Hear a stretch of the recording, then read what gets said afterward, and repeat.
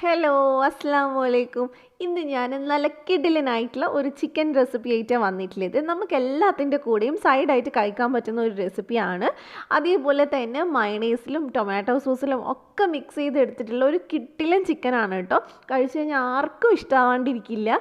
എൻ്റെ ഫേവറേറ്റും കൂടിയാണ്. അപ്പോൾ നിങ്ങളെല്ലാവരും ട്രൈ ചെയ്ത് നോക്കുക. നല്ല സിമ്പിളായിട്ടുള്ള ഒരു റെസിപ്പിയാണ്. അപ്പോൾ നമുക്ക് വീഡിയോയിലോട്ട് പോവാം. അപ്പോൾ ആദ്യം തന്നെ ഞാനിവിടെ ഒരു 1/2 കിലോ ചിക്കനാണ് എടുത്തിട്ടുള്ളത്. അത് ചെറിയ പീസായിട്ട് കട്ട് ചെയ്തെടുത്തിട്ടുണ്ട്. അതിനകത്തോട്ട് 1 ടേബിൾ സ്പൂൺ സോയ സോസ് ഒഴിച്ചിട്ടുണ്ട്. പിന്നെ ഒരു 2-3 വെളുത്തുള്ളി ചതച്ചത് ചേർത്തിട്ടുണ്ട്. 1 ടേബിൾ സ്പൂൺ മുളക് പൊടി ചേർത്തിട്ടുണ്ട്. ഞാനിവിടെ കാശ്മീരിയാണ് എടുത്തിട്ടുള്ളത്. എരിവുള്ളാണെങ്കിൽ ഇത്രയും എടുക്കരുത്.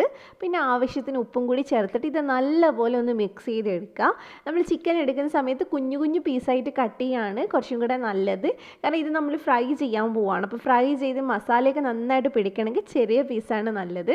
അപ്പോൾ നന്നായിട്ട് മിക്സ് ചെയ്തതിന് ശേഷം നമുക്കിനി ഇതൊന്ന് അടച്ച് വെക്കാം. ഒരു അരമണിക്കൂർ ഇതൊന്ന് റെസ്റ്റ് ചെയ്യാൻ വെക്കണം. അതിന് ശേഷമാണ് ഇനി നമ്മളെടുത്ത് ഫ്രൈ ചെയ്യുന്നുള്ളൂ.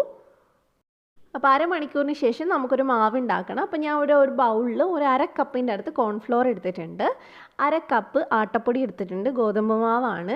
എന്നിട്ട് നമുക്ക് നന്നായിട്ട് മിക്സ് ചെയ്തെടുക്കുക. ഈ കോൺഫ്ലോറും കൂടി ചേർക്കുമ്പോഴാണ് നമ്മുടെ ഈ ചിക്കൻ ഫ്രൈ ചെയ്യുമ്പോൾ നല്ല ക്രിസ്പി ആയിട്ട് കിട്ടുന്നത്. അപ്പോൾ നന്നായിട്ട് ഞാനിവിടെ മിക്സ് ചെയ്തതിന് ശേഷം ഇതിനകത്തോട്ട് ഒരു 1/2 ടീസ്പൂണിൻ്റെ അടുത്ത് കുരുമുളക് കൂടി ചേർത്തിട്ടുണ്ട്. പിന്നെ കുറച്ച് ഉപ്പും കൂടി ചേർത്തിട്ട് നമുക്കിതൊന്നും കൂടി ഒന്ന് മിക്സ് ചെയ്തെടുക്കാം. ഇതിൽ നമ്മൾ മുക്കിയിട്ടാണ് ചിക്കൻ ഒന്ന് പൊരിച്ചെടുക്കുന്നത്. അപ്പോൾ അതവിടെ മാറ്റി വെക്കാം. പിന്നെ നമുക്ക് വേണ്ടത് 2 മുട്ടയാണ് കേട്ടോ. അപ്പോൾ നന്നായിട്ട് നമുക്കൊന്ന് മിക്സ് ചെയ്തെടുക്കാം. നല്ലോണം ഒന്ന് സ്പൂൺ വെച്ചിട്ടൊന്ന് അടിച്ചെടുക്കുക. അപ്പോൾ അതേ നമ്മുടെ മുട്ടയുടെ കൂട്ട് ഇവിടെ റെഡി ആയിട്ടുണ്ട്. ഇനി നമ്മൾ നേരത്തെ മാരിനേറ്റ് ചെയ്ത് വെച്ചിട്ടുള്ള ചിക്കൻ ഇത് റെഡി ആയിട്ടുണ്ട്. അരമണിക്കൂർ കഴിഞ്ഞിട്ടുണ്ട്. അപ്പോൾ ഇതിൽ നിന്ന് ഓരോ പീസ് എടുത്തിട്ട് നമുക്ക് ആദ്യം നമ്മൾ ഉണ്ടാക്കി വെച്ചിട്ടുള്ള ആ മിക്സിനകത്തോട്ട് ഒന്ന് ഇട്ട് കൊടുക്കാം. നമ്മുടെ ഗോതമ്പ് പൊടിയും കോൺഫ്ലോറും ചേർന്നിട്ടില്ലേ. എന്നിട്ട് നന്നായിട്ട് ചിക്കൻ അതിലൊന്ന് മുക്കിയെടുത്തതിന് ശേഷം നമുക്ക് മുട്ടയ്ക്കകത്തോട്ടൊന്ന് മുക്കി കൊടുക്കാം. മുട്ടയിൽ മുക്കിയിട്ട് എല്ലാവരുടെയും ആ മുട്ടയൊന്ന് നന്നായിട്ട് പിടിക്കുന്ന പോലെ ഒന്ന് എല്ലാവരുടെയും ഒന്ന് ആക്കി കൊടുക്കുക. അതിനുശേഷം എക്സ്ട്രാ വരുന്ന മുട്ട ഒന്ന് ജസ്റ്റ് ഒന്ന് ഇതേപോലെ കളഞ്ഞിട്ട് വീണ്ടും ഗോതമ്പിൻ്റെ മിക്സിലൊന്ന് ഇട്ടിട്ട് നന്നായിട്ട് ആ ഗോതമ്പൊക്കെ പിടിക്കുന്ന പോലെ ഒന്ന് മിക്സ് ചെയ്തെടുക്കുക. അപ്പോഴാണ് നല്ലൊരു കോട്ടിങ് വരുന്നത്. അപ്പോൾ നന്നായിട്ട് അതിലൊന്ന് പിടിക്കുന്ന തക്കത്തിൽ തന്നെ ചെയ്തെടുക്കുക. അപ്പോൾ ഇത് ഈ ഒരു പീസ് റെഡി ആയിട്ടുണ്ട്. ഞാനപ്പോൾ ഒന്നും കൂടി കാണിക്കുന്നുണ്ട്. ജസ്റ്റ് ഒരു പീസ് ചിക്കൻ എടുക്കുക. എന്നിട്ട് നമ്മുടെ ഈ ഗോതമ്പിലൊന്ന് നന്നായിട്ട് മിക്സ് ചെയ്തെടുക്കുക. എന്നിട്ട് വീണ്ടും നമ്മളത് മുട്ടയ്ക്കകത്തോട്ട് മുക്കുകയാണ്. മുട്ടയിൽ നന്നായിട്ട് അതൊന്ന് പിടിച്ചതിന് ശേഷം നമ്മൾ എക്സ്ട്രാ വരുന്ന മുട്ട ഒന്ന് കളഞ്ഞിട്ട് വീണ്ടും ഗോതമ്പ് മാവിൽ മുക്കിയെടുക്കുക. അപ്പോൾ ഇത്രയേ ഉള്ളൂ. നന്നായിട്ട് ഗോതമ്പ് കോട്ട് ചെയ്തെടുക്കുക. ഇനി നമുക്കിതെല്ലാം ചെയ്തെടുക്കണം ഇതേപോലെ തന്നെ. അതിന് ശേഷം നമുക്ക് ഫ്രൈ ചെയ്തെടുക്കാം. അപ്പോൾ ഇത് നമുക്ക് ഒരുമിച്ച് ഫ്രൈ ചെയ്യാനായിട്ട് ഞാൻ ഇവിടെ ഫ്രൈ പാനാണ് എടുത്തിട്ടുള്ളത്. അപ്പോൾ നമുക്ക് പെട്ടെന്ന് റെഡിയാക്കി എടുക്കാൻ പറ്റും. അപ്പോൾ കുറച്ച് സൺഫ്ലവർ ഓയിൽ വെച്ചിട്ട് അത് ചൂടാകുമ്പോൾ ഞാൻ ഇതിനകത്തോട്ട് നമ്മുടെ ചിക്കൻ ഇട്ട് കൊടുക്കുന്നുണ്ട്. ചിക്കൻ നമ്മൾ ഒരുപാട് തീയിൽ ഫ്രൈ ചെയ്യരുത്. കാരണം പുറം ഭാഗം കരിഞ്ഞു പോകും. അപ്പോൾ ഒരു ലോ ടു മീഡിയം ഫ്ലെയിമിൽ ഇട്ടിട്ട് 2 സൈഡ് നന്നായിട്ട് വേവിച്ചെടുക്കുക. നന്നായിട്ട് ഫ്രൈ ചെയ്തെടുക്കുക. അപ്പോൾ ഒരു സൈഡ് റെഡി ആകുമ്പോൾ നമുക്ക് മറ്റേ സൈഡ് ഒന്ന് മറിച്ചിട്ട് കൊടുക്കാം. അത്യാവശ്യം നല്ല മൊരിഞ്ഞിട്ടാണ് കേട്ടോ ഉണ്ടാവുക. അപ്പോൾ ഏകദേശം ഞാൻ എല്ലാം അവിടെ ഒന്ന് മറിച്ചിട്ട് കൊടുത്തിട്ടുണ്ട്. ഇനി ഈ സൈഡും കൂടി നന്നായിട്ട് വേവിച്ചെടുക്കുക. അപ്പോൾ ഇത് ഞാനിവിടെ 2 സൈഡും വേവിച്ചെടുത്തിട്ടുണ്ട്. ഇനി നമുക്ക് ഈ ചിക്കൻ ഇതിൽ നിന്ന് എടുത്ത് മാറ്റാം. ഇപ്പോൾ തന്നെ കഴിക്കാൻ അടിപൊളിയാണ്. അപ്പോൾ നമുക്ക് കുറച്ചും കൂടി ആ സോസിലൊക്കെ ഒന്ന് മിക്സ് ചെയ്തെടുക്കുമ്പോൾ കുറച്ചും കൂടി ടേസ്റ്റാണ് കഴിക്കാനായിട്ട്. അപ്പോൾ ഇത് ഞാനിതെല്ലാം ഇവിടെ റെഡിയാക്കി എടുത്തിട്ടുണ്ട്. നമ്മുടെ ചിക്കൻ എല്ലാം റെഡി ആയിട്ടുണ്ട്. അപ്പോൾ നമുക്കിനി സോസ് ഉണ്ടാക്കാം.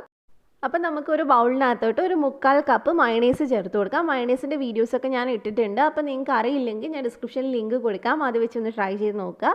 പിന്നെ നമുക്ക് വേണ്ടത് ടൊമാറ്റോ സോസാണ്. ഒരു 2-3 ടേബിൾ സ്പൂൺ ടൊമാറ്റോ സോസ് ചേർത്ത് കൊടുക്കാം.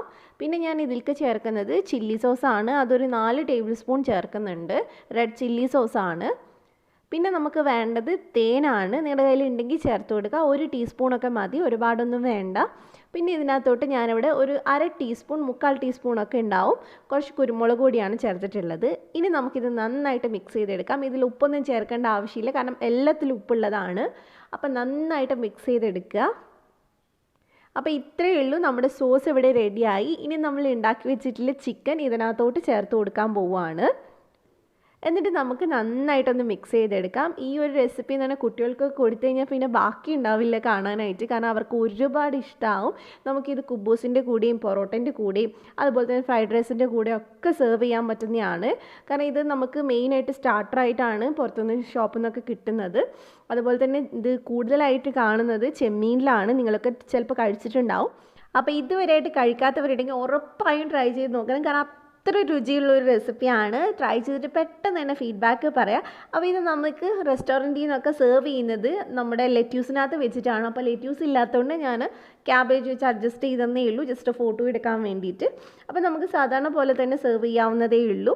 അപ്പോൾ എല്ലാവരും ട്രൈ ചെയ്യുക. നിങ്ങൾക്ക് ഈ റെസിപ്പി ഇഷ്ടമായിട്ടുണ്ടാവും എന്ന് വിചാരിക്കുന്നു. ഇഷ്ടമായിട്ടുണ്ടെങ്കിൽ ഒന്ന് ലൈക്ക് ചെയ്യുക, ഷെയർ ചെയ്യുക.